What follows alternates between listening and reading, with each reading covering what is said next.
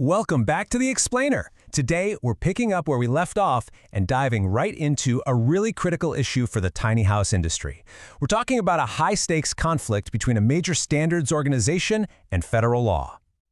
So in this part, we're going to focus on the confusing and frankly conflicting guidance that's coming out of the International Code Council, that's the ICC, about federal housing regulations, specifically the ones that are handled by HUD, the Department of Housing and Urban Development. This isn't just some academic debate. For the people out there actually building tiny homes, getting this answer wrong can have some pretty serious consequences. All right, let's get into this. Here's how we're going to break it down. First, we'll look at the conflicting statements themselves. Then we'll figure out who really has the final say. We'll debunk this idea of a phantom opt-out loophole, and we'll wrap up with a really important warning for manufacturers. Okay, first up, the conflicting guidance. The International Code Council, which is a huge player in developing building standards, has put out several documents about tiny houses that seem to completely clash with each other, and more importantly, with federal law. What they've done is essentially create this new regulatory theory that just doesn't exist in the actual law. And this creates a super risky gray area for manufacturers who are just trying to do the right thing and follow the rules. So let's look at the problem head-on. Now, what's really fascinating here is how two of the ICC's own publications literally say opposite things.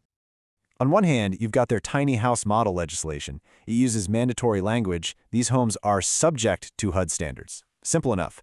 But then you look at the forward of their new ICC/THIA 1215 standard, and it says they may be subject to the HUD Code. And get this, that forward was apparently just snuck in. It didn't even go through the proper consensus process. So which is it? Are they or may they be? This contradiction is the heart of the whole problem. And just to stir the pot a little more, another ICC publication makes this totally clear and totally true statement: HUD's program currently does not define a tiny house. Well, that's right, but it actually torpedoes their own other guidance. If HUD doesn't have a specific tiny house category, why is the ICC inventing contradictory rules for them?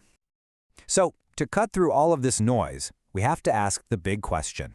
Who actually has the final say here? And the answer is crystal clear. It is not the ICC. It's the U.S. Department of Housing and Urban Development. It's HUD. See, federal law is super specific. If a structure is over 320 square feet, built on a permanent chassis, and designed to be a home, it is, by definition, a manufactured home. And that means it falls squarely under HUD's jurisdiction. End of story. The rules are set by Congress, and they're administered only by HUD. And this just brilliantly nails the point. HUD itself put out this statement, and it is absolutely unmistakable. No guidance from any entity other than HUD can be relied upon as authoritative. They're basically saying, we make the rules, and we're the only ones who get to interpret them. Not the ICC, not a local official, only HUD. Okay, so this brings us to what is maybe the ICC's most problematic claim. This idea that a manufacturer or a local town can just decide to opt out of federal law. The ICC suggests that if a local authority having jurisdiction adopts their standard, that somehow creates an exemption to federal HUD code. Let's be really clear about this. That is legally impossible. Federal law always supersedes local code in this kind of situation. Your local city council can't just take a vote and decide to ignore a federal law. It just doesn't work that way. So you might be wondering, where did they even get this crazy opt-out idea? Well, it looks like they've created this phantom loophole by kind of mashing together two totally separate and unrelated federal exemptions, one that applies to modular homes and one that applies to RVs.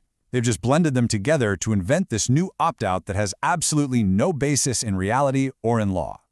If you look at the actual rules for the modular home exclusion, they are very clear.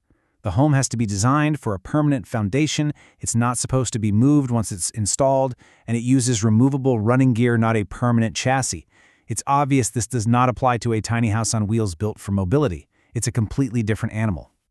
All right, so the critical takeaway for anyone building or even buying a tiny house is understanding the huge risk that comes with following this incorrect guidance, because the consequences don't fall on the ICC, they fall squarely on the builder. And let's end with HUD's own direct warning on this. Following a voluntary standard, it doesn't matter if it's from the ICC or anyone else, gives you exactly zero legal protection if your building is actually covered by federal law. In other words, telling a federal regulator, hey, we were just following the ICC's guide, well, that's not a defense. It's not going to fly.